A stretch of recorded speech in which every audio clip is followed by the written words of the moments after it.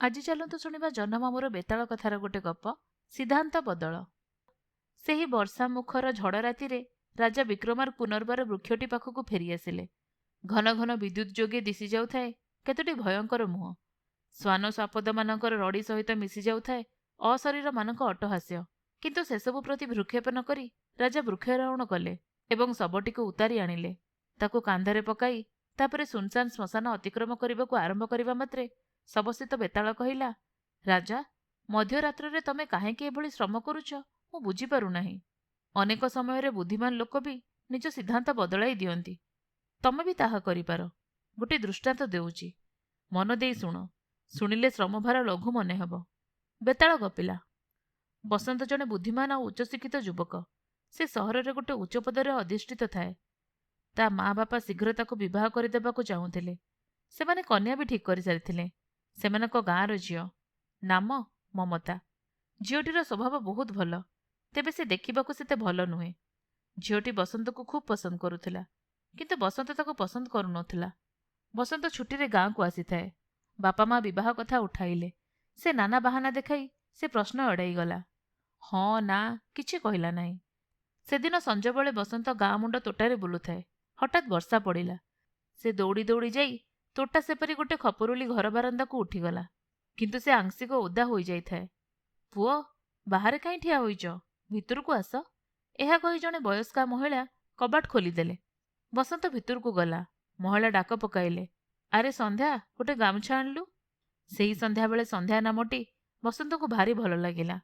ସନ୍ଧ୍ୟା ଗାମୁଛା ଆଣିବାରୁ ଦ୍ୱାର ପାଖରୁ ମହିଳାଟି ତାହା ଆଣି ବସନ୍ତକୁ ଦେଲେ। ବସନ୍ତ ତେଣୁ ସନ୍ଧ୍ୟାକୁ ଦେଖିପାରିଲା ନାହିଁ। ସନ୍ଧ୍ୟା, ଗିଲାସେ ଗରମ ଦୁଧ ଆଣିଦେ, ମହିଳା ପୁଣି କହିଲେ। ବସନ୍ତ ନାହିଁ ନାହିଁ କରି ଅଟକି ରହିଲା। କିନ୍ତୁ ସନ୍ଧ୍ୟା ଦୁଧ ଆଣନ୍ତେ ମହିଳା ଦ୍ୱାର ପାଖରୁ ଗିଲାସଟି ଧରିନେଲେ। ଏଥର ବି ବସନ୍ତ ସନ୍ଧ୍ୟାକୁ ଦେଖିପାରିଲା ନାହିଁ। ବସନ୍ତ ବୁଝିଲା, ମହିଳାଙ୍କ ଘର ଥିଲା ଅନ୍ୟ ଗାଁରେ। ସେମାନେ ଜମିଦାରଙ୍କ ବଂଶ। ଏ ଗାଁରେ ସେମାନଙ୍କର କ୍ଷେତବାଡ଼ି ଥିଲା। ଅବସ୍ଥା ଖରାପ ହୋଇଯାଇଛି। ବଡ଼ ଘର ଭାଙ୍ଗି ଯାଇଛି। ଏଠାରେ ଆସି ରହିଛନ୍ତି। ମହିଳାଙ୍କ ସ୍ୱାମୀଙ୍କ ପରଲୋକ ହୋଇଯାଇଛି। ଅଛି ଖାଲି ଝିଅଟି, ସନ୍ଧ୍ୟା। ପରଦିନ ବସନ୍ତ କୌଣସି ଆଳରେ ସେଆଡ଼େ ଆସିଲା। ମହିଳା ତାଙ୍କ ଝରକାରେ ପର୍ଦ୍ଦା ଲଗାଉଥିଲେ। ସେଥିରେ ସୁନ୍ଦର ସିଲେଇ କାମ ହୋଇଥିଲା। ବସନ୍ତକୁ ଦେଖି ସେ ହସିଲେ। ବସନ୍ତ ସିଲେଇ କାମର ପ୍ରଶଂସା କରିବାରୁ ସେ କହିଲେ, ସନ୍ଧ୍ୟା କରିଛି। ସନ୍ଧ୍ୟା ଗୋଟେ ଗୁଣବତୀ ଝିଅ ବୋଲି ବସନ୍ତ ବୁଝିଲା। ସେମାନଙ୍କ ପ୍ରତି ସେ ସହାନୁଭୂତି ଅନୁଭବ କଲା। ଆଉ ଥରେ ସନ୍ଧ୍ୟାକୁ ଦେଖିବା ନିମନ୍ତେ ବହୁତ ଆଗ୍ରହ ଅନୁଭବ କଲା। ପରଦିନ ସେ କିଛି ଫଳ ନେଇ ସେଠାକୁ ଆସିଲା। କବାଟ ବନ୍ଦ ଥିଲା। ଭିତରୁ ଭାସି ଆସୁଥିଲା ମଧୁର ସଙ୍ଗୀତ। ସେ ମୁଗ୍ଧ ହୋଇ ସେ କଣ୍ଠ ଶୁଣୁଥାଏ। ମହିଳା କୁଆଡ଼େ ବାହାରକୁ ଯାଇଥିଲେ। ଆସି ବସନ୍ତକୁ ଦେଖି କହିଲେ, ଆରେ ପୁଅ, କେତେବେଳୁ ଆସିଲଣି? ସନ୍ଧ୍ୟା ଗୀତ ବୋଲିବା ଆରମ୍ଭ କଲେ ଏମିତି ତନ୍ମୟ ହୋଇଯାଏ କି କିଏ ଆସିଲେ କିଏ ଗଲେ ତାର ଲକ୍ଷ୍ୟ ରହେ ନାହିଁ। ମହିଳା ବସନ୍ତକୁ ଭିତରକୁ ନେଇ ବସାଇଲେ। କୁଣ୍ଠିତ ହୋଇ ତାପରେ ବସନ୍ତ ଆଣିଥିବା ଫଳ ଗ୍ରହଣ କଲେ। ବସନ୍ତ କିଛି ସମୟ ବସି ଗପସପ ହୋଇ ଫେରିଲା। ସନ୍ଧ୍ୟାକୁ କିନ୍ତୁ ଦେଖିପାରିଲା ନାହିଁ। ଯାହା ହେଉ, ବସନ୍ତ ଏଥର ସିଦ୍ଧାନ୍ତ କଲା କି ସନ୍ଧ୍ୟାକୁ ହିଁ ବିବାହ କରିବ। ଏପରିକି ସନ୍ଧ୍ୟା ଯଦି ଦେଖିବାକୁ ସୁନ୍ଦର ହୋଇନଥିବ, ତେବେ ବି ସେ ତାକୁ ବିବାହ କରିବ। ପରଦିନ ସେ ମହିଳାଙ୍କ ପାଖରେ ବିବାହ ପ୍ରସ୍ତାବ ପକାଇବା ନିମନ୍ତେ ମନେ ମନେ ସ୍ଥିର କଲା। ସେ ମହିଳାଙ୍କ ଘର ସାମ୍ନାରେ ପହଞ୍ଚିଛି, ଏତିକିବେଳେ ବିପରୀତ ଦିଗରୁ ଗୋଟେ ମାରଣା ଷଣ୍ଢ ଝପଟି ଆସିଲା। ବସନ୍ତ ସତର୍କ ହେବା ପୂର୍ବରୁ ସେ ତାର ଗୋଟେ ବାହୁକୁ ଶିଙ୍ଗରେ ଭୁଷି ଦେଇ ଦୌଡ଼ି ଚାଲିଗଲା। ସେତିକିବେଳେ ବସନ୍ତ ଦେଖିଲା, ଝରକା ଭିତରୁ ସନ୍ଧ୍ୟା ଅନାଇ ସେ ଦୃଶ୍ୟ ଦେଖୁଛି। ସନ୍ଧ୍ୟାର ମା ସେଠାରେ ନଥିଲେ। ବସନ୍ତ ହାତରୁ ରକ୍ତ ଝରି ପଡ଼ୁଥାଏ। ସେ କ'ଣ କରିବ ଭାବୁଛି, ମହିଳା ଅନ୍ୟ ଦିଗରୁ ଆସି ପହଞ୍ଚିଲେ। ଆଉ ତାକୁ ଭିତରକୁ ନେଇଯାଇ ପଚାରିଲେ, ଇଏ କ'ଣ, ରକ୍ତ ବାହାରିଲା କିପରି? ବସନ୍ତ କହିଲା, ଆପଣଙ୍କୁ ଗୋଟେ କଥା କହିବା ପାଇଁ ଆସୁଥିଲି। ମାରଣା ଷଣ୍ଢ ସେଆଡ଼ୁ ଆସୁଛି ବୋଲି ଜାଣିପାରିଲି ନାହିଁ। ସେ ଭୁଷି ଦେଇ ଚାଲିଗଲା। ସନ୍ଧ୍ୟା ଦ୍ୱାର ପାଖରେ ଠିଆ ହୋଇ ଅନେଇଥାଏ। ମହିଳା କହିଲେ, ସନ୍ଧ୍ୟା, ଲୋଟାଏ ପାଣି ଆଣିଲୁ। ସନ୍ଧ୍ୟା ଧୀରେ ଧୀରେ ଚାଲିଗଲା, ଆଉ ପାଣି ଆଣିଦେଲା। ମହିଳା ବସନ୍ତର କ୍ଷତ ଧୋଇଦେଲେ। ବସନ୍ତ ସନ୍ଧ୍ୟା ଆଡ଼କୁ ଅନାଇ ଦେଖିଲା। ଏଡ଼େ ସୁନ୍ଦରୀ ଝିଅ ସେ କେବେ ଦେଖିନଥିଲା ପ୍ରାୟ। ମହିଳାଙ୍କ ନିର୍ଦ୍ଦେଶରେ ସନ୍ଧ୍ୟା ଯାଇ ଖଣ୍ଡିଏ ସଫା କନା ଆଣିଲା। ମହିଳା ବସନ୍ତର କ୍ଷତ ଉପରେ ପଟି ବାନ୍ଧିଦେଲେ।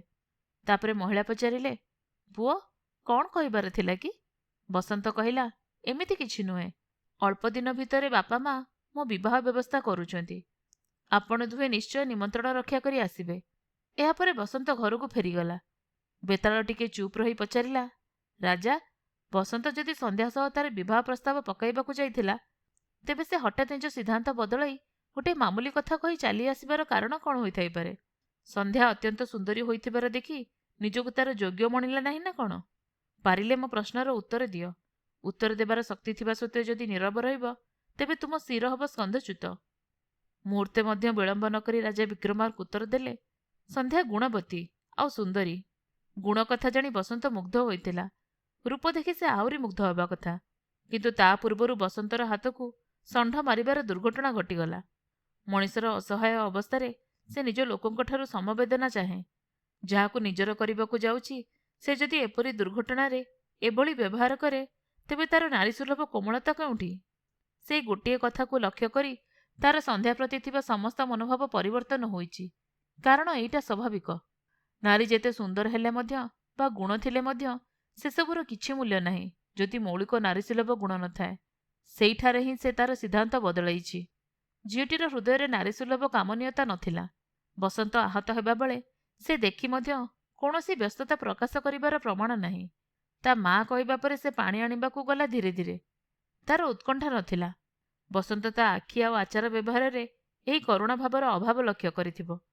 କରୁଣା ନଥାଇ ଜଣେ ଆଦର୍ଶ ସ୍ତ୍ରୀ ଆଉ ମାତା ହେବ କିପରି? ରାଜାଙ୍କ ମୌନଭଙ୍ଗ ହେବା ମାତ୍ରେ ଶବ ସହ ବେତାଳ ଯାଇ ପୁନର୍ବାର ବୃକ୍ଷଡାଳରେ ଝୁଲି ପଡ଼ିଲା। ଆପଣମାନେ ଶୁଣୁଥିଲେ ଜହ୍ନମାମୁଁର ଗୋଟେ ଗପ, ସିଦ୍ଧାନ୍ତ ବଦଳ।